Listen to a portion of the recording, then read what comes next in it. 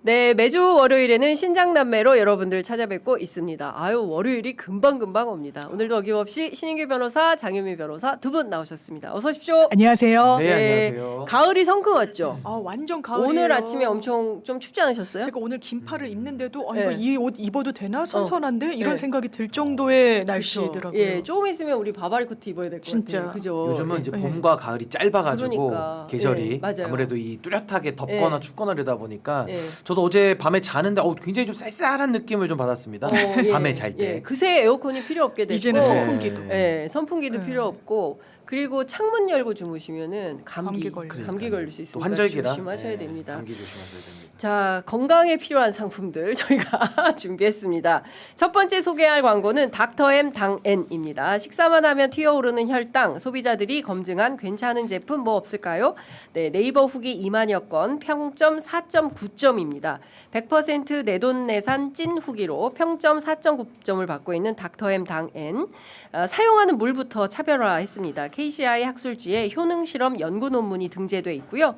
3만 건이 넘는 후기로 입소문을 타고 있는 닥터엠 원수 100% 베이스 위에 식후 혈당 상승 억제에 도움을 줄 수 있다고 알려진 바나바잎 추출물을 넣어서 시너지를 확 끌어올렸습니다. 딱 5주만 드셔보시기 바랍니다. 5주간 혈당 건강 상태에 따라서 하루 2~3병 꾸준히 마셨는데도 별다른 변화가 없다 그러면 사장님께서 전액 환불해 드린대요. 또한 혈당 스트레스 관계없이 물 대신 마실 수 있는 건강까지 생각한 뭔가를 찾고 계시다면 깔끔하고 부드러운 차 맛의 닥터엠 당N을 선택하시면 될 것 같습니다.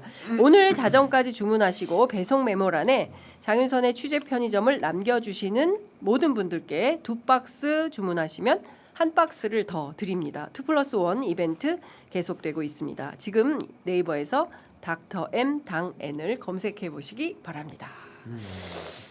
그리고 두 번째 소개해드릴 광고는 저희 프로그램에 처음 들어온 야. 광고인데요. 영광 굴비골 매일시장에서 30년간 한 자리를 지켜온 길식당이라고 있대요. 전통시장 안에 조그만 식당이지만 지역 주민들에게만 알려진 로컬 맛집이기도 합니다. 영광굴비의 조기 매운탕이 일품이고요. 대구 지리탕을 8,000원에 드실 수 있는 착한 질이 와, 요즘 대구 지리 비싼데. 엄청 비싼데 맛있겠다. 네, 착한 가게입니다. 타지에서 오신 손님들이 배송 좀 해주세요 하도 요청을 그렇구나. 하셔가지고 이제는 온라인으로 길식당의 반찬들을 만나실 수 있게 됐습니다. 누구 때문에? 바로 장날닷컴 때문입니다. 전라도 엄마의 손맛 그대로를 매일 아침 담았습니다. 100% 국내산 신선한 제철 재료만을 사용하고요. 방부제, 색소, 첨가물이 없는 건강한 반찬입니다. 지금도 식당에서 손님들께 제공되고 있는 밑반찬이라고 하는데요. 배추 겉절이, 열무김치, 깍두기, 꽈리고추 조림, 양파 장아찌, 마늘쫑 장아찌, 견과류, 멸치볶음을 합리적인 가격에 구매하실 수 있으십니다. 언제라도 전남 영광에 오시면 꼭 길식당을 찾아주시기 바랍니다. 맛있는 로컬 음식과 다양한 반찬들을 경험해 보실 수 있고요. 장날닷컴에서 영광군의 상품들은 무료 배송 이벤트가 이달 9월까지라고 하니까 일단 서두르시면 좋을 것 같습니다. 10월에는 무료 배송 안 된대요. 자, 전통시장이 온라인의 경쟁력을 갖추는 그날까지 장날닷컴이 열심히 뛰겠습니다. 저희 취재 편의점도 함께하겠습니다. 너무 반찬 맛있어요. 어때요? 너무 맛있어요? 아니 진짜 너무 맛있어요. 나부터 사야겠다. 개인 맛에 딱 진짜 맞아요. 저도 진짜? 주문해서 먹어보려고요. 주문해서 먹어야 예. 되겠다. 멸치볶음도 너무 맛있고 진짜 마늘찜도 맛있고. 일하는 엄마들은 반찬 만들기가 더. 근데 입에 맞는데 사기가 일이야. 또 은근히 어렵잖아요. 그렇죠. 맞아요. 예, 그런데 잘못 싸면 또 너무 달고 짜고 막 예. 이래가지고. 너무 근데 맛있어요. 딱 맛있어요. 진짜 맛있어요. 그렇구나. 근데. 다행입니다. 편의점 와서 아침 식사를 하게 됐어요. 네, 너무 주로 편의점에 아침 식사를 많이 하시는. 알겠습니다. 아유, 여러분들께서 맛있게 드셔주시니까 너무 좋은 것 같습니다. 네, 장날닷컴 여러분들 많이 이용해 주시면 좋을 것 같습니다. 네, 무료 배송이 9일까지입니다. 맛있어요? 궁금합니다. 맛있다고 하시고요. 좀 와, 맛있어요. 맛있게 드시네요. 맛있어요. 장유미 변호사님 맛있냐고 크림 소다님이 맛있어요. 주문해봐야지. 짜지 않죠? 짜지 않고 어, 밥이랑 아주 찰떡이에요. 밥이랑 네. 엄마 아빠랑 먹어야지. 그렇구나. 저도 주문 갔다 올게요. 맛있겠다. 반찬 만들기 힘들어요. 시간도 많이 가고. 맞아요. 맞아요. 반찬 요즘은 만들기가 밑반찬은 이렇게 좀 사서 먹는 게 그러니까. 훨씬 편하고 맞아요. 더 네. 맛있어요. 가격도 그렇고 더 맛있어요. 가격도 야채가 아끼는 너무 거예요. 비싸가지고 예, 진짜 그런 것 사 먹는 같습니다. 거. 예. 저처럼 진짜 일하는 엄마들은 딱 해갖고 딱 네. 바로바로 딱딱 이렇게 그래도 되는 걸 담기만 하면 원하는데 돼요. 뭘 하기가 너무 힘들어. 아, 이렇게 게가 요새 꽃게가 싸다는데 아, 저도 한번 쪄먹고 네, 싶던데 근데 간장에 졸여 먹고. 그거가 사러 갈 시간이 없네. 저도 아, 진짜. 완전 그림의 떡이. 네, 자 저희가 이제 식사 내용 치워주시면 바로 저희가 그 정치 그리고 또 오늘은 보니까 너무 다뤄야 될 그 사법 이슈가 너무 많아가지고요 하나하나 여쭤보도록 하겠습니다. 일단 오늘 오후 1시 반에 통일교 한학자 총재 구속영장 실질심사가 있습니다. 세뱃돈만 줬다. 네. 100만 원. 뭐 넥타이. 넥타이.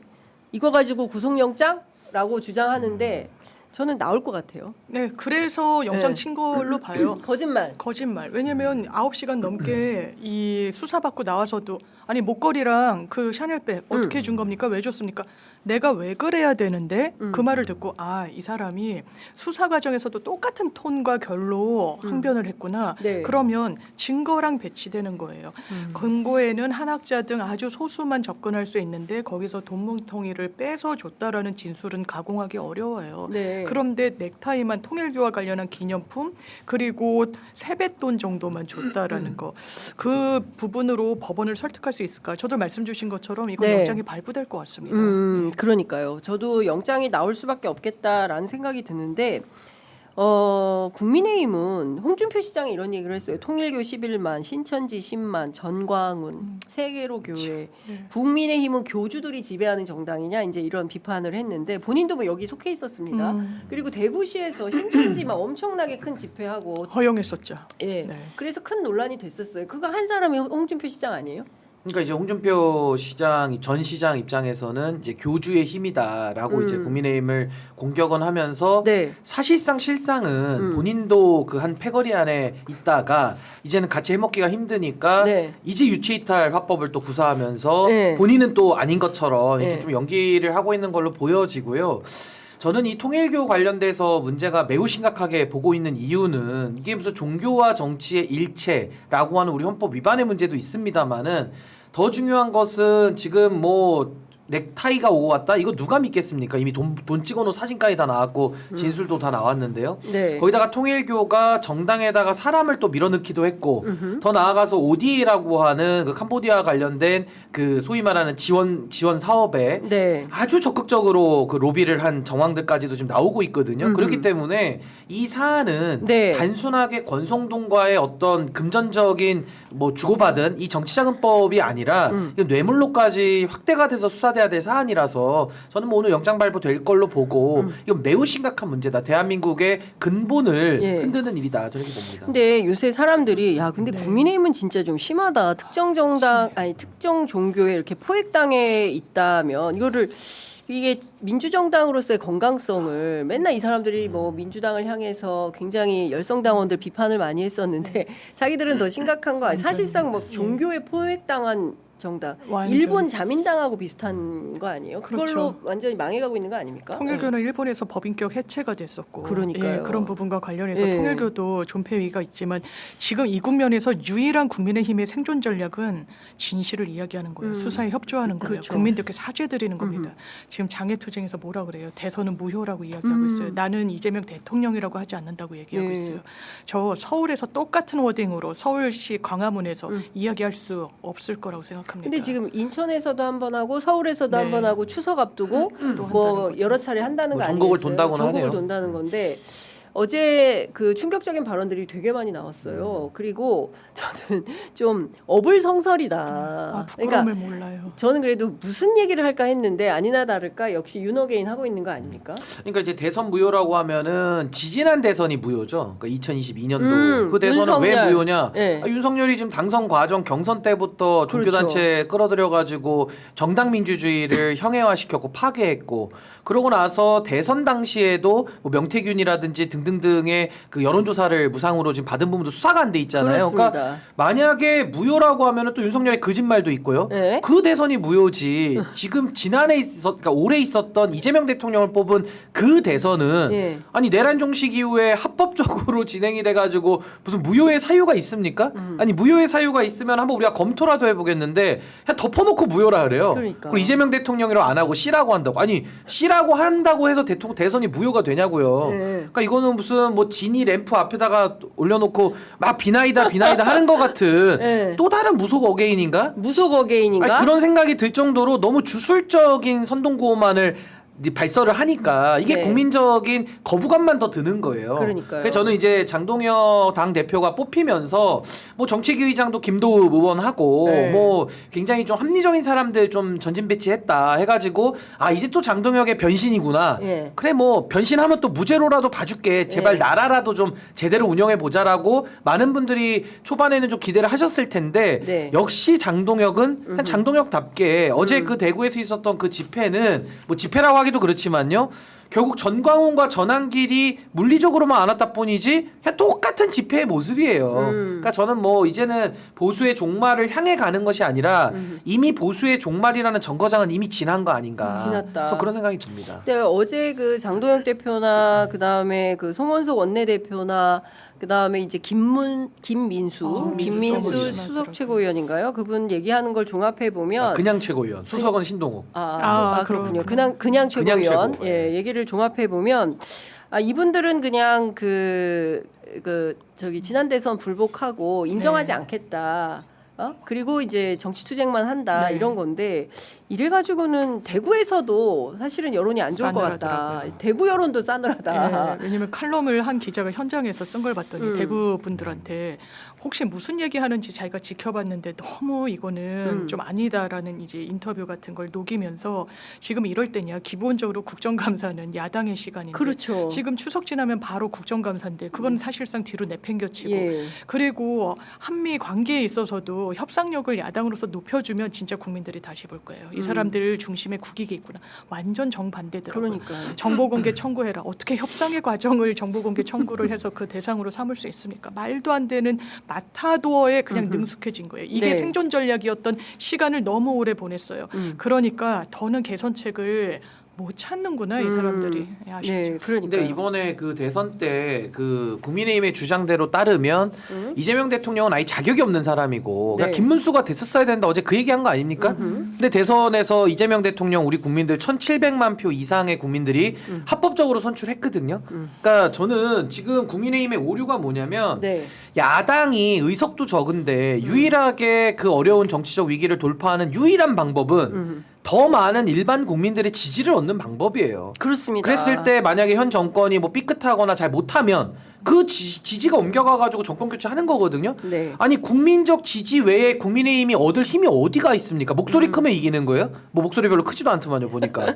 저보다도 작던데. 그러니까 저는 그 어제 나온 내용 제가 인내심을 가지고 다 들어봤어요. 네. 뭐 비유를 들자면 양양자 의원 정도, 그러니까 뭐 민주당에서 나와가지고 개혁신당 찍고 국민의힘에 들어간 수준의 발화자의 제가 발언을 들어봐도 독재래요. 그러니까 이미 마탱이가 다 간 거예요 지금 제가 보니까 독재래요. 그래서 저는 누가 독재? 이재명 독재 얘기를 하더라고. 양양자 의원 입에서 나올 정도면 이미 끝난 거예요. 그 민주당을 거쳐서 개혁신당 거쳐서 들어간 사람도 바로 동화되잖아요. 네. 그러니까 끝났는데 어제 나머지 사람들의 발언은 결국 대선 때 했던 얘기들 있지 않습니까? 뭐 네. 재판받아라, 뭐 과거에 이재명 대통령 관련된 여러 가지 그 썰들, 그 의혹들 그거를 또다시 재탕삼탕 하고 있기 때문에 이미 대선에서 다 평가받고 끝난 내용들을 고장난 레코드판을 돌리듯이 또 자신들끼리 모여가지고 그런 식의 이재명 대통령 흠집 내기를 해봐야 네. 그게 통하겠냐 이 얘기입니다. 전혀 네. 통하지 않죠. 자, 방금 전에 그 속보가 하나 나왔는데요. 조희대 대법원장이 세종국제 컨퍼런스의 개회사, 나는 대법원장이 또 이런 데 가서 개회사 하는 건 또 처음 보는데, 세종대왕은 법을 왕권 강화 수단으로 삼지 않았다. 갈등 분열이 심해도 인본주의 법이 중요하다. 법조인들은 모든 사건에 성심을 다할 책무가 있다. 뭐 이런 얘기를 했어요. 재판관들 모인 학술대회라고 하는데요. 조희대 대법원장의 이런 주장의 맥락은 뭐라고 보십니까, 장 변호사님? 이게 기본적으로는 저항이에요. 저항. 기본적으로는 네. 본인이 본인의 과오에 대해서는 침묵하고, 왜냐하면 이거는 민주당에서 문제 제기가 한 게 아니에요. 대법원의 전원 합의체에 올라간 지 9일 만에 졸속으로 재판하는 건 어느 피고인도 어느 대한민국 사람도 그런 식의 재판을 받으면 안 되는 거예요. 사법부를 대선 앞두고 이 정치 공간에 한복판으로 저벅저벅 걸어 들어가게 했어요. 왜냐하면 소부에 배치된 지 이틀 만에 이 부분을 틀면서, 그러면 의아한 거예요. 거기에 대해서 왜 해명하지 않습니까? 지금도 현직에 있는 법관들이 이건 최소한 유감 표명을 해달라, 그래야 우리가 사법 불신을 해소할 수 있다라고 얘기하는데 거기에 대해서는 함구하고 본인을 향한 문제 제기를 어떻게 보면은 공격이라고 인지하고 있는 것 같아요. 기회가 있을 때마다 법이 우선해야 된다라는 취지로 저는 읽힙니다. 상권 분립이라면서요. 네. 직접 선출된 입법부의 무게감 위상을 이야기해도 그게 위헌이라고 하면서 하잖아요. 네. 이런 대법원장의 모습을 저희가 본 적이 없고 사법부를 위태롭게 하면서까지 감내해야 되는 그 동인이 무엇인지 알 길이 없고 네. 왜 이런 식의 사실상의 정치적 발언을 이어가는 것인지 의아합니다. 지금이라도 오해 불식하고 싶으시면요. 네. 그 자리는 지키되 그 당시에 재판의 졸속까지에 대해서 정확하게 설명하는 게 그게 진짜 주권자에 대한 예의라고 생각합니다. 네. 그 2025년 세종 국제 컨퍼런스 특별 세션에 백성을 품고 정의를 세우다, 뭐 이런 내용들이 이제 쭉 포함이 되어 있다고 하는데요. 중요한 건 이제 조희대 대법원장이 오늘 단상에 올라서 백성을 중심에 둔 세종대왕의 사법 철학은 시대를 초월하여 오늘날 우리가 지향해야 할 사법의 가치와도 깊이 맞닿아 있다, 이런 얘기를 하면서 정의와 공정이 살아 숨쉬는 미래를 함께 열어갈 지혜를 나눌 수 있기를 기대한다. 법이 진정으로 모든 사람에게 공평하게 적용되고 사회적 약자와 소수자의 권리가 실질적으로 보장되는 방안을 함께 모색해 나가자, 이런 얘기를 했습니다. 법조인은 인간의 생명과 신체 그리고 재산에 관한 사건을 다루고 더 나아가 사회적 약자와 소수자의 자유와 권리를 보호할 숭고한 책무를 맡고 있다면서 무엇보다 인간에 대한 깊은 존중과 사회적 약자에 대한 섬세한 감수성을 감춰야 된다, 이런 주장을 했습니다. 저는 조희대 대법원장 얘기 들으면은 네. 인지 부조화가 뭔지를 정확하게 보여주는 것 인지 같아요. 부조화. 네. 심각해요. 심각하다. 그러니까 바보놀이라고 우리가 하잖아요. 숫자로 요걸 하면서 4개를 표시하면서 둘 이렇게 하는 거거든요. 네. 인지 부조화예요. 예. 그러니까 왜 그러냐? 윤석열이가 자유 노래를 3년 불렀거든요. 네. 그 자유의 끝은 권력의 자유. 내란으로 끝이 났어요. 예. 어디 대통령이 시민들의 자유를 증진시키라고 그 자리에 앉혀놓은 것이지 권력자의 자유를 극대화하라고 내란하라고 그 자리 준 게 아니지 않습니까? 그 재판받는 거예요. 네. 근데 조희대 대법원장도 마찬가지인 게 지금 뭐 거룩한 말들 쭉 나열하지 않았습니까?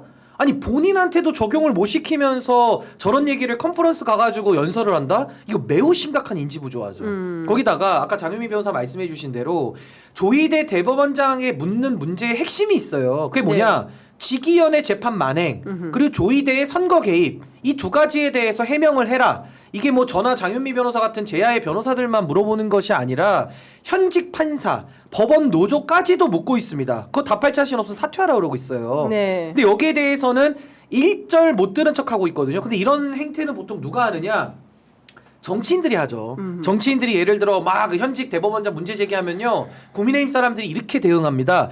김명수 대법원장 이랬다. 아니, 김명수 대법원장 얘기한 게 아닌데 네. 조희대 대법원장 얘기할 때 엉뚱한 얘기를 한단 말이에요. 못 들은 척하고. 근데 조희대 대법원장 언제 이렇게 정치인 다 돼버렸습니까? 그러니까. 너무 심각한 거고요. 예. 또 하나는 지금 뭐 사법의 독립 얘기하면서 위헌 논란 많이 얘기하고 있잖아요. 사법의 독립보다 사법부가 더 목숨 걸고 지켜야 되는 우위적 가치가 뭔지 아십니까? 그게 바로 정치적 중립이에요. 네. 정치적 중립을 어기는 사법부는 존재할 수 없는 건데 네. 그걸 가지고 사법의 독립이라는 명분으로 우리는 정치적 중립을 계속 어기겠다. 그런 사법부를 누가 용인해 줄 수 있습니까? 이재명 대통령의 사건은요. 네. 사법부가 정치적 중립을 정면으로 위배한 사안일 뿐만 아니라 파기환송을 통해 가지고 기일을 다시 잡았거든요. 네. 그때 당시 5월 15일에 잡았는데 그때 선거운동 기간입니다. 이 선거운동 기간에는요. 선거운동의 자유는 균등하게 보장해야 된다는 우리 헌법 116조의 조항이 있어요. 예. 그 조항을 어긴 행위이기 때문에 우리는 정치적 중립 의무 위반, 위헌적 행위를 했던 조희대 사법부에다가 우리가 묻고 있는데 거기에 대한 해명은 안 하면서 앞으로도 계속 정치적 중립을 어기겠다. 이렇게 주장하고 있는데 그걸 사법의 독립이란 이름으로 우리가 참아줘야 됩니까? 저는 매우 지금 잘못 가고 있다. 저 그렇게 봅니다. 네. 근데 지금 다 떠나서 조희대 대법원장이 느닷없이 세종대왕을 거론하며 법을 왕권 강화 수단으로 삼지 않았다. 이거 누구한테 하는 얘기예요? 지금 그러면 왕에 비견되는 사람한테 직격을 하려고 하는 의도가 없다고 할 수는 없는 거예요. 그러니까요. 그러니까 성군인 세종대왕은 법을 최소한 왕권 강화 수단으로 사용하지 않았는데 뒤에 점점점 네. 지금은 그렇지 네. 않다라는 본인의 현실 인식이 있다고 그러니까요. 해석되는 예. 그렇지 않다고 하더라도 그렇게 해석될 걸 충분히 알만한 사람이 그런 워딩을 한 거예요. 그렇습니다. 그러니까 저항이라고 예. 보이는 거예요. 그러니까 지금 그 많은 국민들께서 도무지 납득하기 어려운 이유로 조희대 대법원장이 지난 5월 1일에 파기환송 결정을 하는데 장 변호사님 설명해 주신 대로 그 과정이 너무나 기괴하지 않았습니까? 그 평상의 범주에서 벗어나는 일정이었잖아요.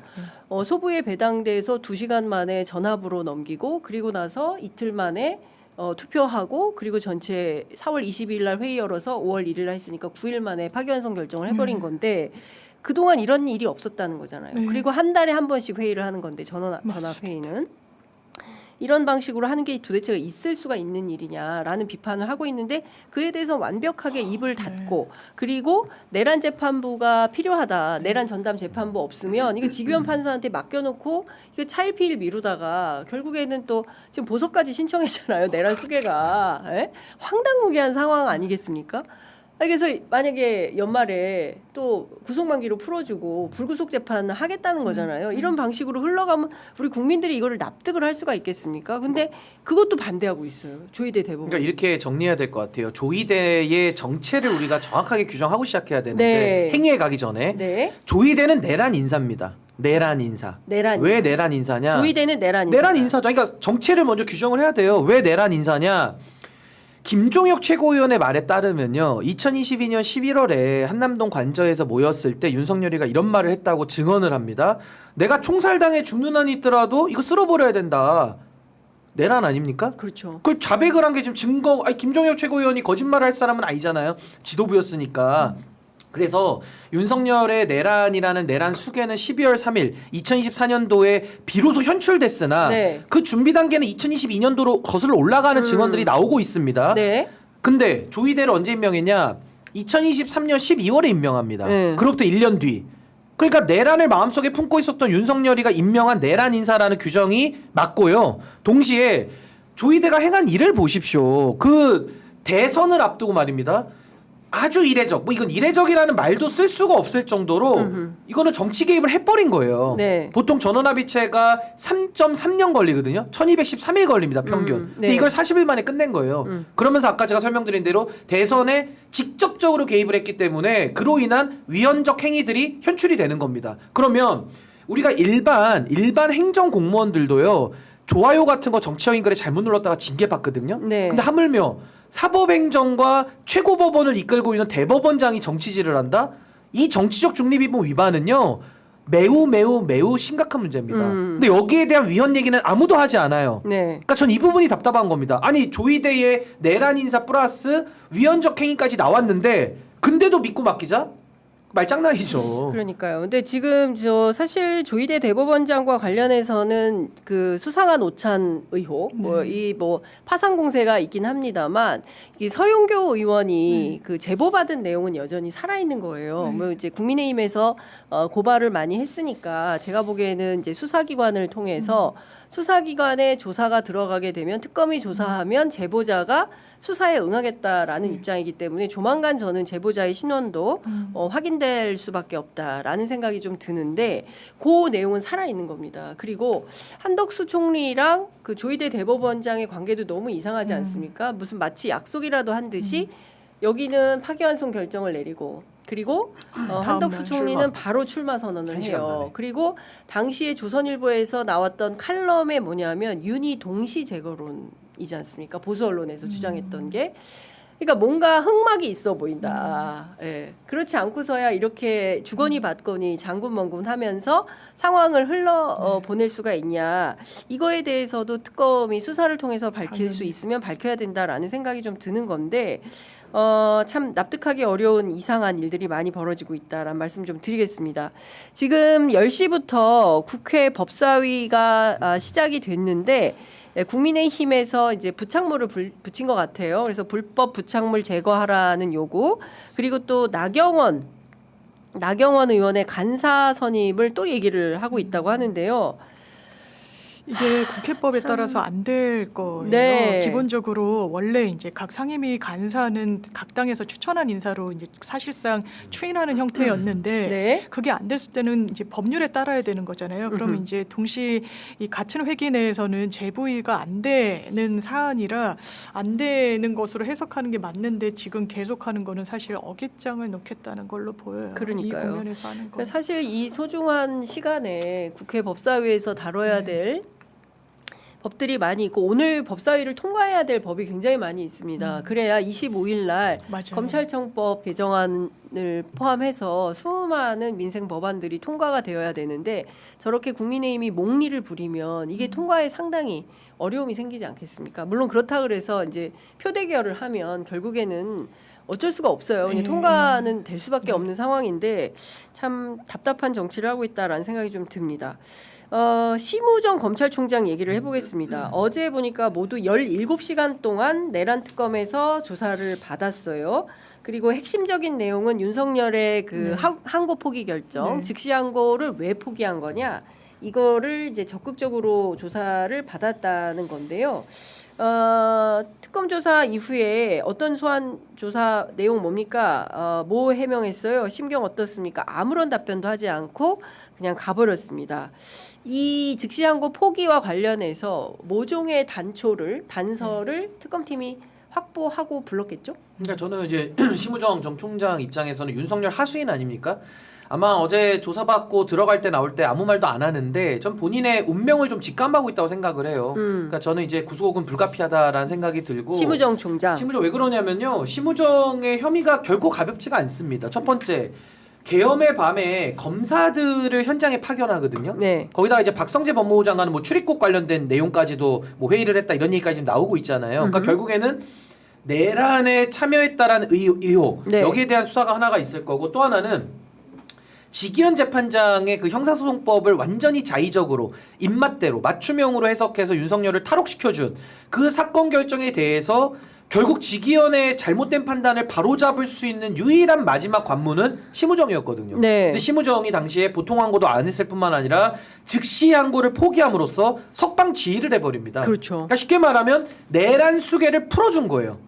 맞습니다. 그럼 이거는 사실상 어떻게 보면 범인 은닉 내지는 범인 도주를 도왔다라고 볼 수밖에 없는 것이고 그 직권 남용의 혐의에 대해서는 이건 피해가기가 매우 어렵다. 이 설명이 안 되는 거거든요. 예. 근데 이때 당시에 왜 그랬을까를 우리가 상상을 좀 해보면 그때 당시가 3월 7일 아닙니까? 그렇습니다. 아마 뭐 검사장 회의하고 뭐 3월 9일 뭐 요때쯤에 아마 3월 초에 이 사안이 발생한 건데 그때가 윤석열 파면 결정 전이에요. 4월 4일에 파면되지 그렇습니다. 않습니까? 파면되기 전이에요. 그러니까 이때는 마지막 발악의 예, 순간인 거죠. 예. 우리가 지금 와서 보면. 그리고 그 느닷없이 그 검사장 회의를 소집했어요. 그렇죠. 당일날. 아니 이게 이제 책임을 나눠지자는 건데 네. 그냥 이 부분이 하여튼 다 밝혀져야 될 부분이고 또 하나는 어떻게 검찰총장이 비아폰 씁니까? 그 그렇죠. 비아폰으로 무슨 연락을 한 겁니까? 그 안에 범죄 혐의는 안 담겨 있을까요? 이런 것들을 지금 특검이 어느 정도 저는 파악을 했다고 보고 네. 그 진술들과 증거들과 여러 가지 쪼여 들어가는 상황 속에서 전 심우정 총장에 대해서는 그 책임이 너무 무겁다. 네. 그래서 저는 그 본인의 운명을 좀 직감해서 상당히 좀 우울해 보이기도 하더라고요. 네. 그래서 아마 좀 그런 거 아닌가라는 생각이 예. 듭니다. 근데 지금 생각해 보면 그 우리가 다시 복귀해 보자면 똑같은 얘기를 계속 반복하고 있는데 지귀현 판사가 절대로 구속 취소 결정은 못해라는 게 중론이었어요. 할 수가 없죠. 법을 바꿔야 되니까 그러니까요. 판사가. 그리고 어떻게 법을 그런데 기괴하게도 나를 시간으로 바꿔가지고 풀어준 거예요. 그랬을 때 두 번째에서 설령 법원에서 구속 취소 결정을 해도 검찰이 즉시항고하면 돼 이런 얘기였어요. 그런데 심우정 총장이 즉시항고를 포기해 버렸어요. 석방해버렸죠. 하루 사이에.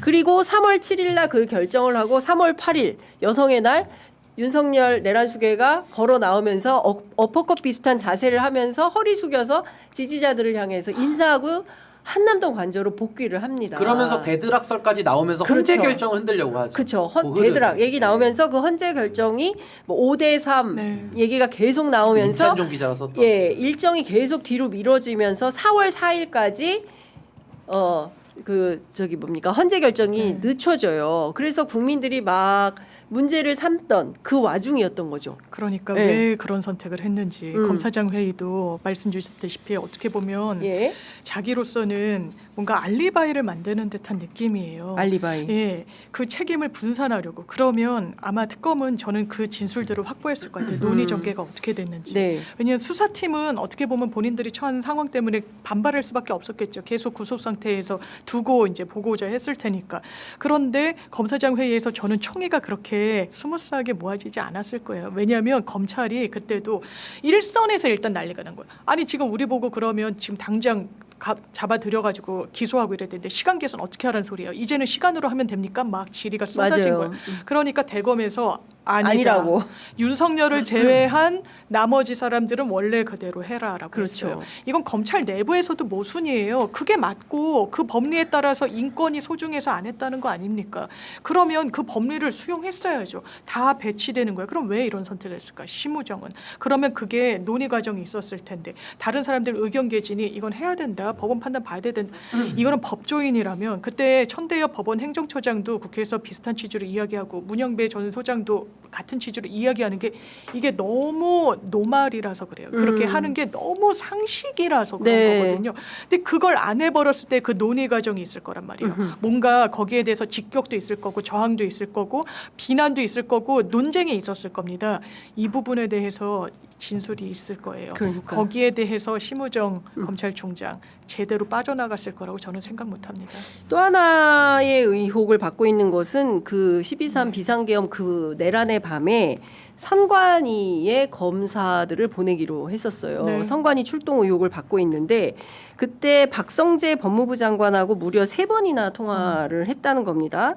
오후 11시부터 그 이튿날 새벽까지 모두 3번이나 네. 통화를 했는데 지금 보면 12월 4일 0시 37분에 박모 대검 과학수사부 선임 과장이 그 송재영 방첩사 대령하고 1분 22초 통화를 하고요.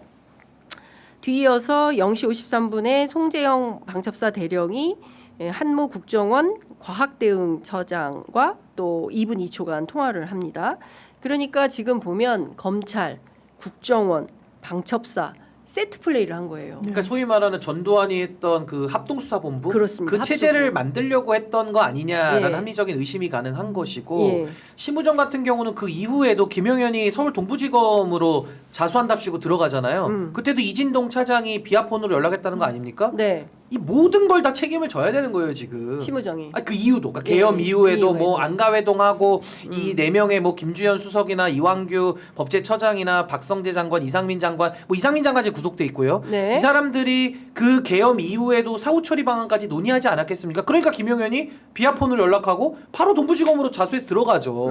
그러면서부터 수사권 논쟁 붙이면서 이 소위 말하는 또 내란 이후의 정리 방법을 나름대로 본인들이 기획한 대로 실행을 하지 않습니까? 네. 거기에 심우정 검찰총장은요 본인이 갖고 있는 직책이나 본인이 한 행위나 뭐로 보나 아주 핵심적인 인물이에요.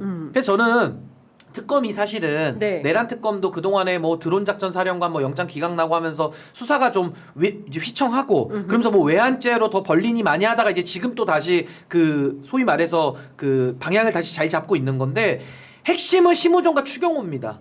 그 검찰과 국민의힘이라고 하는 이 두 측에 대해서 내란 수사를 못하면요 특검한 의미가 없어요. 예. 여기가 핵심입니다. 제가 볼 때는 추경호와 국힘 심우정. 그리고 검찰 국힘과 검찰. 그리고 검찰과 국힘은 또 한 몸이고 한 몸이고. 이 둘을 하지 않으면요 네. 이거 특검을 성공했다고 볼 수가 없기 때문에 그래서 저는 심우정 이제 어제 소환해서 좀 많이 늦었죠. 네. 소환해서 이제 17시간 수사 조사를 했다고 하는데 바로 영장 치고 저 심우정에 대해서는 수사를 더 강도 높게 해야 된다.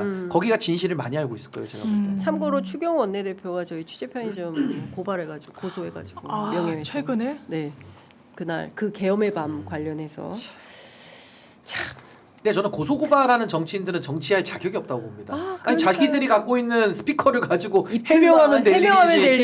일이지. 또 이거를 가지고 상대방이- 검사님, 판사님 또 갖고 가야 됩니까? 그러니까요. 이거는 정치의 사법화, 언론에 대한 입틀마, 예. 정치할 자격이 없다 저는 그렇게 봅니다. 그러니까 토론하고 논쟁하고 사실관계가 그게 어떻게 싫은 다른지를 얘기를 해야 되는데 그게 아니라 일단 입에 재갈을 확 물리고 시작을 하니까 참 고통스럽다. 아니 어제 보니까 소리 잘 지르더만요. 그렇게 지금- 소리 지르세요. 지르면서 해명을 하면 되지. 뭘 또 사법의 칼을 빌려가지고 조이대의 칼이 필요한가 보죠. 중요한 것은 그 지금 말씀하신 국민의힘이 당시 내란의 그 밤에 저는 이런 것 같아요.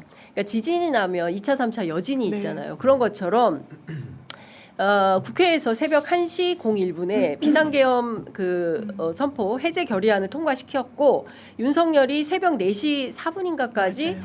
이 버텼죠. 버텼어요. 네. 그 3시간 사이에 뭔가를 도모하고 있었다. 가만히 있진 않았을 가만히 있지 거예요. 않았던 거예요. 네. 그러니까 제일 중요한 것은 비상계엄 해제 전도 중요하지만 비상계엄 해제가 된 이후에 그리고 윤석열이 새벽 4시까지 이 확실하게 비상계엄이 해제되었다라는 것을 선언하기 전 그 3시간 사이에 국민의힘, 그렇죠. 검찰, 네. 국정원, 맞습니다. 선관위 예. 파견시키고 그게 핵심이에요. 그렇죠. 그 사이 그 3시간 안에 무슨 일이 있었냐 이걸 밝혀야 된다. 그리고 심지어 그 12월 4일에 있었던 다음 날에 있었던 안가 안가 비밀 비밀 회동. 회동. 지금 김주현 전 이제 밀정수석이라고 부르는데 네. 그 밀정수석도 여전히 지금 소환 안 했잖아요. 소환 안 했죠. 그러니까 이게 지금 이완규 안 했죠. 예, 이완규는 이완규는 나중에 안 또 했어요. 헌재 재판관으로까지 보내주는 그렇습니다. 사실상 윤석열 정권의 알고리즘으로 따지면은 굉장히 관여가 많이 됐다고 네. 우리가 봐야 돼요. 왜냐하면 이종석도 사고 치면은 호주 대사 보내주고 임종득도 사고 치면은 배지 달아주고 늘 네. 이랬잖아요. 예. 그러니까 그 알고리즘 속에 있기 때문에 그 밀정수석과 이완규 네. 법제처장 여기까지 수사도 확대 안 되면요. 네. 이거 아직은 본질에도 못 들어간 것이다. 저 그렇게 봅니다. 그렇습니다. 그리고 이거 말고도 너무 많아요. 도이치모터스 주가 조작 사건 같은 거 줄줄이 면죄부 줬죠. 최혜병 관련된 맞아요. 사건에서 출국 금지. 이종섭 출국 금지 해제를 해제를 시켜줬습니다. 시켜줬죠.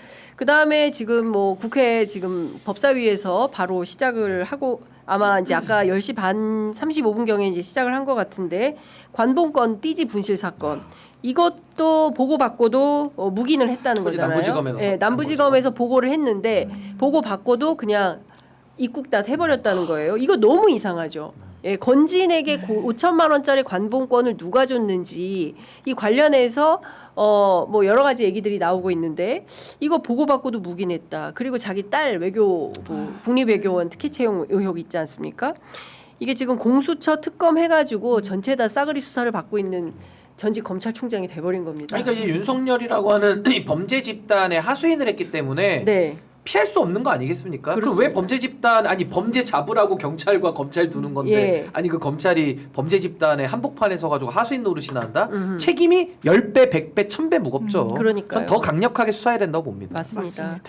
자, 그리고 이 지금 재판 문제가 매우 심각한 상황인데요. 김용현 장관이 지금 내란 재판부에 기피 신청을 해가지고 재판이 중단돼 버렸어요.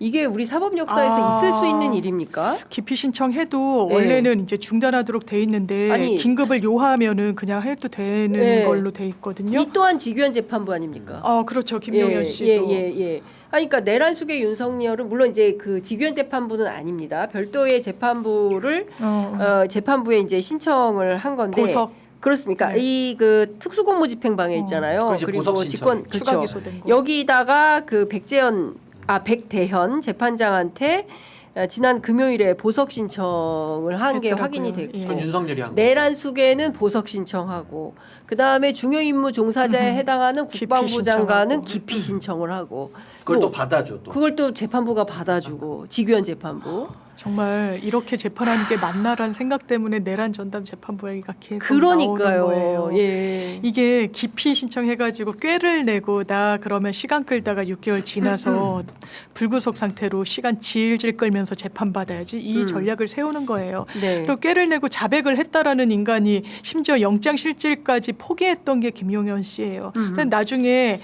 꾀를 내서 윤석열 씨가 한 대로 구속 취소도 신청하고 이것저것 다 해보고 네. 물론 피고인의 방어권이란 게 있어요. 대전제이자 원칙이기도 한데 지금 이 사람들이 그거를 악용하고 있잖아요. 윤석열 씨는 또 이번에는 보석입니다. 직위원 재판부에는 해도 아마 안 될 거라고 생각했는지 모르겠습니다만 이번엔 백대현 재판부 특수공무집행방해로 추가 기소가 된 건에 대해서 하고 있는 거예요. 저희가 실무에서 진짜 보석이 잘 안 돼요. 네. 심지어 무죄 선고를 받은 경우에도 이게 재판 흘러가는 것 같으면 보석을 한번 청구해보자 해가지고 하는데 그 무죄를 선고하는 사건도 잘 안 해주더라고요. 그런데 저희가 구속 취소라는 원체 법률적인 날벼락을 맞았다 보니까 네. 이거 어떡하지? 또 이 불안 요소, 이거 또 이 동요를 일으키려는 뭐 전략 아닌 전략인 거죠. 그러니까요. 너무 심각하다라는 생각이 좀 들고 지금 이 시각 국회 법사위에서 그 관봉권 건진 네. 관봉권 띠지 사건 관련된 청문회가 지금 진행 중에 있는데요. 많은 분들이 여기에 굉장히 큰 관심을 갖고 계실 것 같습니다. 지금 담당 사건 검사죠. 최재형 검사가 네. 뭐 SNS에 올렸죠. 수사관 2명을 저격하는 본인은 원형 보존을 시키라고 했다는 거예요. 근데 그렇지 제가 않아요. 또 좀 네. 추가로 취재해 보니까 이 수사관들은 원형 보존을 어떻게 생각하냐면 그 금액대로 돈을 세 가지고 맞아요. 그 금액을 예. 맞춰 놓는 거를 원형 통상. 보존이다라고 배웠다라고 수사실무에서 배웠다라고 예. 주장을 하고 있고 검사는 맞아요. 그게 아니라 원래 비닐채에 있었던 그 원형을 그대로 보존하는 거. 근데 이게 말이 됩니까? 서로 말 안 돼요. 핑퐁 게임 하고 있어요. 왜냐하면 이게 관리에서 지침이 있어요. 처음에 이제 건진이 와서 일단 압수수색 현장에서 돈을 세야 되는 거예요. 왜냐하면 돈이라는 건 진짜 분실될 수 있고 최근에도 경찰에서 범행 현장에서 있었잖아요. 금목걸이를 막 이제 가져갔잖아요. 가져가고 이렇기 때문에 아주 돈을 정확히 얼마인지를 하고 검찰청에 와서 한 번 더 개수를 합니다. 수사검사실에서. 네. 그리고 이걸 압수계로 넘길 때도 다시 한번 개수를 하는데 지금 최재형 검사 같은 경우에는 아니 이거 어떻게 됐냐 뒤늦게 자기 방 수사관을 통해 가지고 막 알아본 거예요. 그러니까 이거 뭐 어떻게 되긴 뭐 어떻게 돼요. 뭐 이런 식으로 나오니까 이걸 왜 없앴냐라고 다그치면서 자기 알리바이를 내는데 왜냐하면 이 증거의 가치는 압수계는 현장에 나갔던 사람이 아니에요. 기계적으로 그 업무를 처리하니까 네. 이거를 수사관들을 주장에 따르면 압수물 목록에 그렇게 띠지가 중요하면 띠지를 별도로 기재해줬어야 되는 거예요. 그게 원칙이에요. 네. 그걸 담당 수사검사가 안 한 거예요.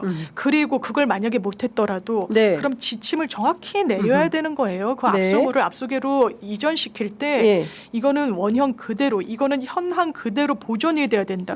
이게 또 내부 지침이에요. 압수물 관리에 대한. 그런데 그걸 안 해놓고 야 니네가 망가뜨리고 없앴으니까 니네 책임이야. 이거 봐 그때 주고받은 문자 좀 봐. 이거를 그러면 이 방엔 아무도 이 수사관들 안 갈 거예요. 이렇게 비겁한데 누가 그 직을 백업을 하러 들어갈 수 있습니까? 이게 직업윤리에 맞는 행태입니까? 법률에는 합당한가요?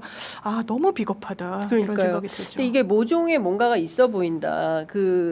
정작 검찰총장이 이런 일이 있었어? 그러면 바로 감찰을 지시했어야 당연하죠. 됐는데 감찰 지시는커녕 그냥 입국다 해버리고 그냥 덮어버려 뭐 이렇게 했다는 것이고 그리고 최재현 검사 같은 경우에는 검찰 내부 막 이프로스에 글을 올린 거고요. 제가 좀 정정하도록 예. 하겠습니다.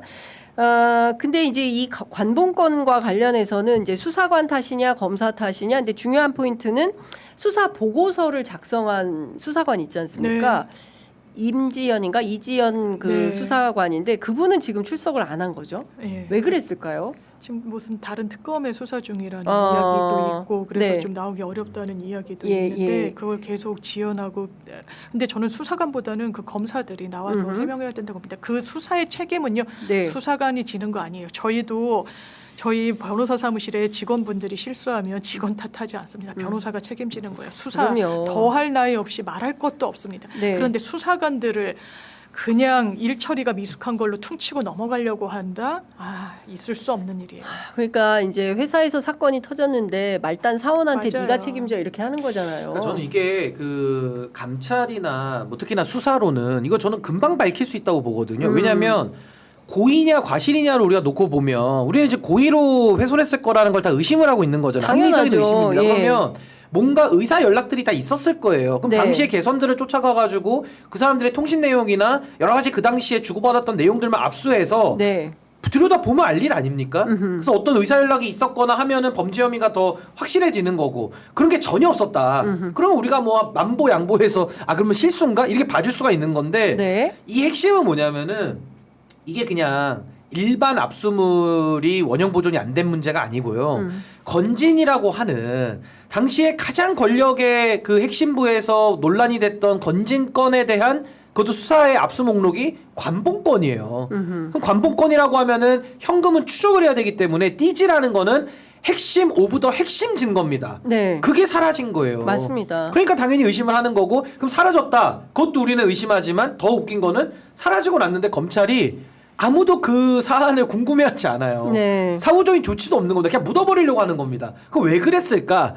여기에 대한 우리의 합리적인 의심에서 출발을 하는 거기 때문에 저는 뭐 국회에서 뭐 청문회 하는 것도 뭐 의미가 있기는 합니다만은 청문회를 통해서 밝히는 건 한계가 있잖아요. 결국에는 저는 강제 수사를 통해서 전 그때 당시에 상설 특검을 제안한 네. 것 같아요. 그러니까 그때 당시에 개선들을 통해서 이거는 통신 기록들을 쫙 한번 다 보고 예. 이걸 없앤다고 했으면 이게 아마 12월 17일 이후에 네, 작년 네. 12월 17일 이후에 있었던 그 최재원 검사가 지금 얘기하는 거는 올해 1월 7일에 아마 그 메신지 했던 거를 네, 지금 네, 공개하는 네. 거고 예. 그 사이에 있었던 의사 연락들 그걸 갖다가 강제 수사를 해서 밝혀야지 이거를 뭐 말로만 뭐 수사관들 앉혀놓고 검사는 수사관 탓 수사관은 검사 탓 이렇게 해서 어떻게 밝힙니까? 네. 그러니까 저는 이거 강제 수사가 불가피하고 그렇습니다. 이거 검사장 이하들에 대한 저는 통신 기록들을 다 봐야 된다고 생각해요. 심우정뿐만 아니라 당연하죠. 다른 그 사람들의 개선들을 그러니까 심우정 쪽은 그 이후에 묻은 부분들 네. 이게 정말 의심이 되는 거고 근데 최종적인 지시를 누가 했느냐를 밝혀야 되지 않겠습니까? 네. 누구의 지시에 의해서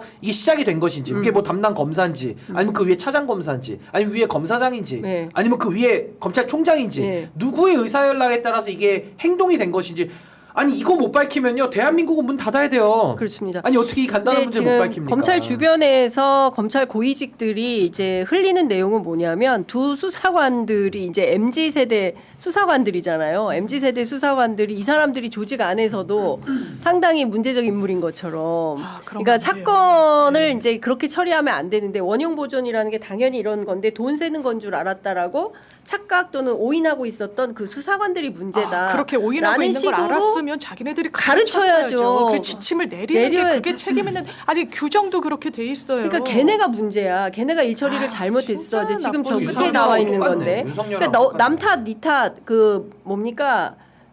후배 탓, 뭐 이렇게 하고 있는 거잖아요. 아, 정말 근데 너무 이런 비겁해요. 문제가 네. 대단히 말씀 정확합니다. 네, 네. 대단히 비겁하다. 이렇게까지 대응을 근데 못하냐. 이게 웃긴 게 뭐냐면 네. 12월 17일에 건진의 확인서까지 이미 다 나와 있어요. 그렇습니다. 그 이후에 지금 이게 일이 벌어진 거거든요. 네, 그러니까 네. 확인서까지 받았고 관봉권까지 다 그때 갖고 왔는데 그 이후에 왜 또 돈을 쉬게 만들면서 관봉권 띠지에 분실을 의도했거나 유도했느냐. 네. 요게 핵심인 거예요. 그렇죠. 그래놓고도 네. 이제 와가지고는 뭐 니 탓이다 내 탓이다. 그거 우리 관심 없고 네. 핵심은 누가 시켰냐. 그쵸. 이거 찾으면 몸통 찾으면 되는 그렇죠. 얘기예요. 핵심은 누가 시켰냐? 누가 그리고 몸통이냐. 또 놓치지 말아야 되는 본질은 누가 준 거냐. 당연하죠. 건진에게 누가 준 네. 거냐. 그걸 밝혀야 그렇죠. 여기에 띠지에 나와 있는 그렇죠. 바코드 책임자 통해서 확인해야 될 것은 출처가 어디냐. 그리고 저는요. 대통령실이냐 검찰이냐 국정원이냐 어디서 나온 돈이 건진이라는 무속인에게 건너간 거냐. 무려 1억 1,500만 원?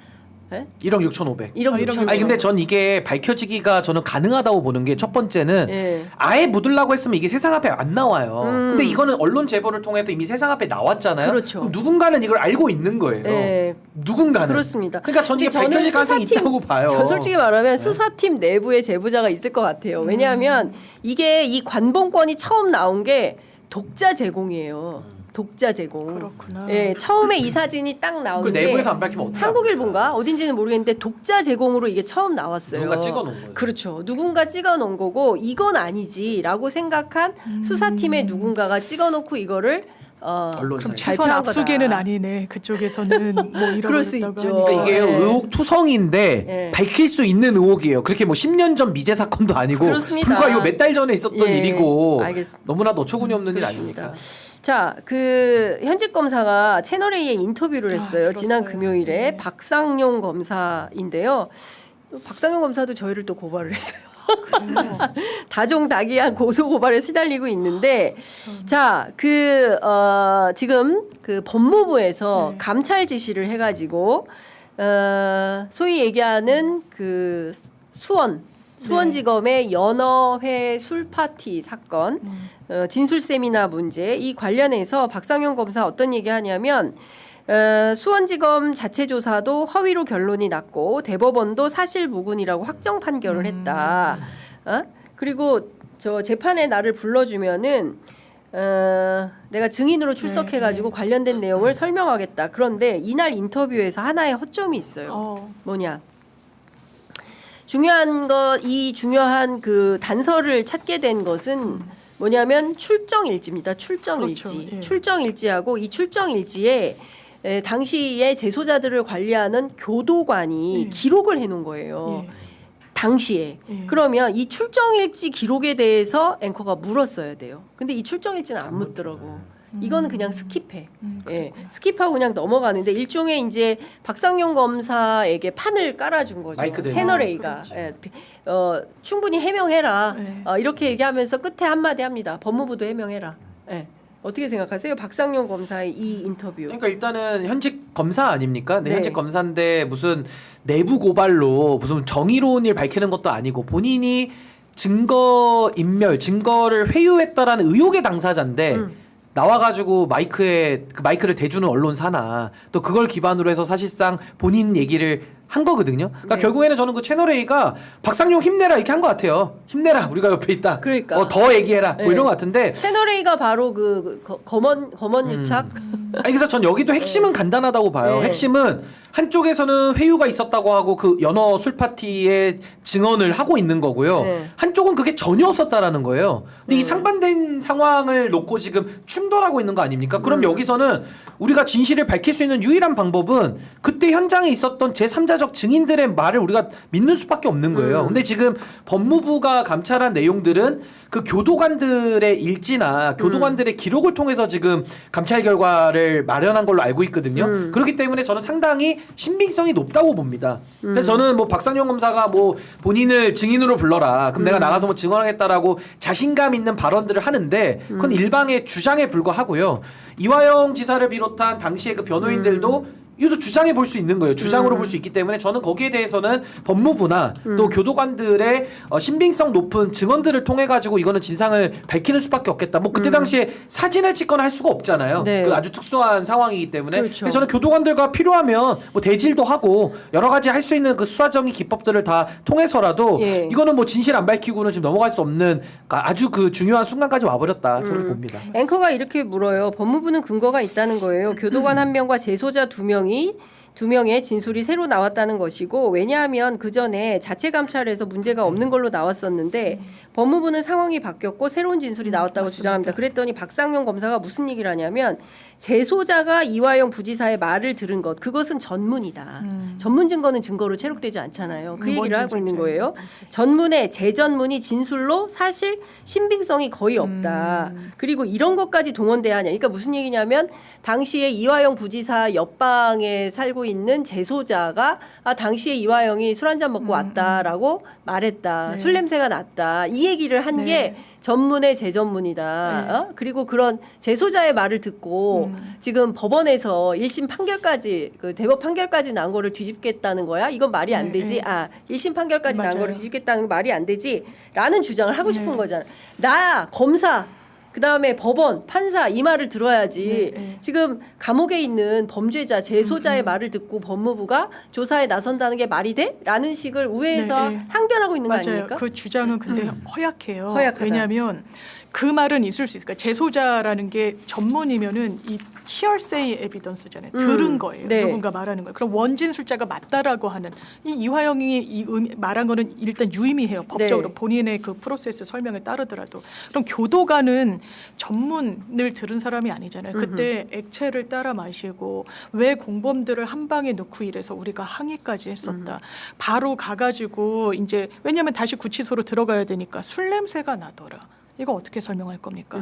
검찰 내부 감찰에서 이거를 기세등등한 윤석열 정부 때 어떻게 밝혔겠어요? 그리고 법원은요 기본적으로 나온 증거대로 판단을 하기 때문에 이 부분이 확정이 됐어도 왜냐하면 이화영이 계속 이야기한 거예요. 나 이거 사실 회유당해가지고 이거 증거로 못 쓴다. 맞아요. 근데 예. 그게 비망록도 나왔어요. 그때는 흐릿했던 거예요. 예. 그러니까 법원에서 모르는데 이게 재심 사유가 되는 겁니다. 얼마나 이 증인의 진술 오염에 대해서 엄격하게 보냐면요. 김학의 씨가 무죄를 받아요. 너무 명징한 사실 그 건설업자의 진술이 있었는데 기소 후에 유죄 받고 싶으니까 막 불러댔거든요. 그 사실만으로 무죄예요. 너 이거 오염시켰어 검찰 그러지 마라는 거예요. 근데 지금 계속 술사맥이고 했다는 게 이게 전문 증거인 것도 있죠. 아닌 것도 있잖아요. 거기에 대해서는 왜 그쵸, 함구합니까? 팩트도 있죠. 그리고 확정이 대법원에서 됐다고 하더라도 그러면 재심이란 게 왜 있겠어요? 증거가 오염될 수 있다 하는 거예요. 지금 2단계까지는 다들 침묵했던 거예요. 두려우니까. 네. 윤석열 정부의 기세등등한 이 검찰에 사실은 술을 먹이더라. 근데 지금 용기 내서 다시 감찰이 시작되니까 진실을 이야기하는 거예요. 이 교도관들이 용기 내서 얘기하는데 거짓을 가공했겠습니까? 그렇습니다. 그런 부분에 대해서 딱 함구하고 검찰에 남아 있으면서 이렇게 아마 검찰을 계속 있을 거예요. 자기 방어를 하는데 검찰이랑 울타리가 필요할 테니까 이것 또한 비겁하다 그리고 생각합니다. 저는 이거 박상영 검사의 증언 중에 제가 좀 거슬렸던 건 한 두 가지인데 네. 하나는 내가 평검사에 불과한데 뭐 내 그러니까. 같은 게 뭐 정치인들 거물 정치인을 어떻게 그렇게 회유할 수 있냐. 이화영 지사는 국회의원 네. 지내고 경기부지사 지내 거물 정치인입니다. 네. 제가 그때 평검사였는데요. 네, 뭐그 얘기를 제가 하더라고요. 회유를 한다고 거물이 회유가 아니야. 되겠습니까? 근데 그건 다르죠. 왜? 박상용은 늘어난 팔에 불과해요. 네. 검찰총장 출신 대통령 그 독재를 꿈꿨던 윤석열이의 늘어난 팔이기 때문에 단순 평검사가 아니다라는 점을 저는 꼭 얘기해주고 싶고요. 또 하나는 뭐 이런 식의 얘기도 하대요. 아니 그 먹을 게 뭐라고 그 먹을 거 좀 그러니까. 던져준다고 사람들이 증언 바꿉니까라고 자신의 맞아요. 결백함을 주장을 하던데 네. 생각해 보십시오. 몸이 묶여 있습니다. 평생을 감옥에 있어야 될 수 있어요.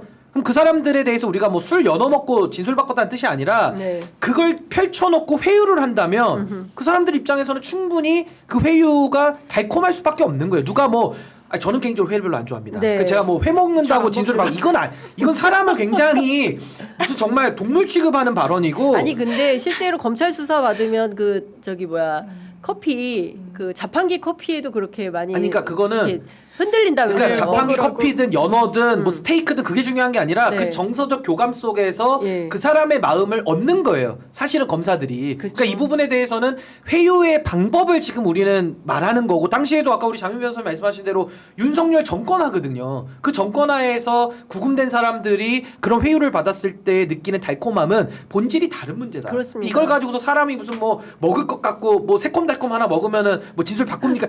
이게 아니라는 거예요. 그렇죠. 그러니까 굉장히 지금 이 사안 자체를 좀 엉뚱하게 저는 보고 있는 게 아닌가. 그러면서 현직 검사가 방송 나와가지고 자기 변호에 그러니까. 힘쓰는 저런 모습들은 참 예. 어처구니가 없다라는 생각이 듭니다. 뭔가 먹을 거를 줘서 그걸로 회유해서 어떤 진술을 받는다 그런 식의 생각은 한 번도 해본 적이 없고 그러니까 그렇게 주소 해본 잘못 짚은 적도 것 없습니다. 같아요. 네. 그리고 먹을 걸 줘서 어떤 것이 진술을 받아낼 수 있겠습니까? 요즘 세상에 진짜 요즘 사람을 세상에 개돼지 취급하더라고요. 그렇죠. 제가 보니까. 저는 이것도 굉장히 네, 모욕적인 말이에요. 모욕적이었어요. 근데 그 얘기하는 게 아니라 윤석열의 늘어난 팔이 갖다가 예. 연어 술이든 뭐든 펼쳐놓고 스테이크든 뭐든 예. 회유를 한다 그게 핵심이거든요. 연어뿐만이 아니에요. 뭐 김성태가 갈비탕이 먹고 싶다 그러면 갈비탕이 들어왔고 뭐가 먹고 싶다 그러면 뭐가 들어왔고 이랬다는 것이고. 그러니까 권력의 회유를 네. 말하고 있는 거예요. 그리고 우리 그 아이스크림 사건 있지 않습니까? 최순실 국정농단 사태 장시호. 때 장시호 예? 하겐다즈 아이스크림 우린 다 알고 있지 않습니까? 그럼에도 불구하고 마치 그런 게 상식에 부합하지 않은 것처럼 언론 플레이를 하면서 국민들의 눈과 귀를 속이는 겁니다. 예? 저는 이런 아주 그 교활한 이런 언론 플레이가 국민들을 적절하지 근데 않아요. 옛날 같으면 이런 게 그냥 넘어갈 수가 맞아요. 있어요. 이러면 진짜 그렇지. 세상에 요즘 세상에 누가 먹는 거 가지고 진술을 받고 그건 있을 수 없겠지라고 하지만 이게 감옥에 gathin 좀 사람이고 달라요. 완전히 네, 진짜 다르다. 달라요. 실제로 접해보면 왜냐하면 아까 아시잖아요. 자판기 커피 말씀하셨는데 네. 이거 저희 뭐 물 한 잔 마셔도 될까요? 막 피고인들이 그래요. 피의자들이 그러죠. 실제로. 그러면 여기 커피 마음대로 드세요. 이거 예막 감사합니다. 여기 먹어도 되는 거구나. 약간 그런 분위기예요. 그리고 수사관이 좀만 친절하게 대주면 조사받고 와서 이래. 아니 수사관이 내 말을 너무 잘 들어준다. 절대로 믿지 말라고 그래요. 이 사람들 기소하려고 하는 거니까. 근데 사람이 너무 심리적인 허약해져 거지, 있거든요. 심리적인. 그러니까 연어를 먹고 무슨 곰입니까? 연어 먹고 막 뭐 하고 이러게. 그런데 그 맥락이 있고 그리고 계속해서 했다라는 거 술은 또 왜 줘요? 이를테면 그 의혹 중에 그렇죠. 하나가 반입 자체도 문제고. 그렇습니다. 아니 그래서 저는요 박상용 검사는 죽었다 깨나도 그 궁박한 상황에 있는 사람 처지 이해 못할 거거든요. 그 처지는 누가 이해하느냐? 감옥에 가 있는 즉 권성동 검사 출신 권성동이 아마 지금 가장 그 심리를 이해를 잘할 거라고 저는 봐요. 힘들어한다는 찌라시. 네, 권성동 지금 힘들다고 힘들어한다는 찌라시가 돌고 그러니까 있어요. 박상용 검사는 독방을 권성동한테 한번 못 물어보세요. 그 심정을 검사 출신 선배 네. 권성동이가 지금 가장 잘 이해할 거예요. 지금 5선입니다. 그거를. 여기는 권성동이. 예, 여기는 예. 이화영 의원은 그래도 초선인가밖에 안 돼요. 거기는 5선입니다. 힘들대요. 그러니까 힘든 겁니다. 많이 힘들다고 합니다. 저희가 좀 확인해서 또 추가 보도해 이 드리도록 부분은 하겠습니다. 진실은 끝까지 밝혀야 될 것 같습니다. 왜냐면 너무 충돌되는 맞습니다. 양 주장이 180도 예, 다르기 예, 때문에 예. 사실이라면 있을 수 없는 일이고요. 이- 사실이 아니어도 있을 수 없는 일이니까 그렇습니다. 끝까지 밝혀야 될 것 그러니까 같아요. 요 한 가지 팩트만 중요한 게 아니라 대북 송금 사건, 쌍방울 대북 송금 사건의 전반적으로 이 사건이 어떤 방식으로 어떻게 수사, 기소, 재판이 이루어졌는지 그 과정에서 의혹은 없는지, 왜냐하면 제기된 의혹이 너무 많기 때문에 이런 것들은 다 살펴서 재심으로 확인되어야 한다라는 말씀을 좀 드리면서, 아이고 오늘 무려 8분이나 더 했네요. 두 분 말씀 너무 잘 네. 들었습니다. 다음 주 뵐게요. 네, 고맙습니다. 고맙습니다. 감사합니다.